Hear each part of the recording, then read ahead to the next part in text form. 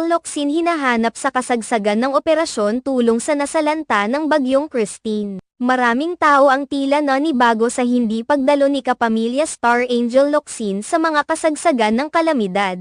Sa pinakabagong episode ng Showbiz Updates, nitong linggo ika-27 ng Oktubre, nabanggit ni Showbiz Insider OG Diaz na isa si Angel sa mga tanyag na personalidad na hinahanap ng mga tao matapos ang pananalasa ng Bagyong Christine. Ayon kay OG, alam mo bukod kay Ma'am Lenny Robredo, hinahanap din sa mga ganitong kalamidad talaga si Angel Locsin. Grabe yan kung tumulong. Ipinahayag niya na kahit na maaaring hindi physically present si Angel sa mga pangyayari, posible namang nagbigay ito ng tulong sa ibang paraan. Maaaring hindi physically present sa mga kalamidad si Angel pero hindi naman natin alam, baka nagpailalim, nagbigay din siya, aniya. Dagdag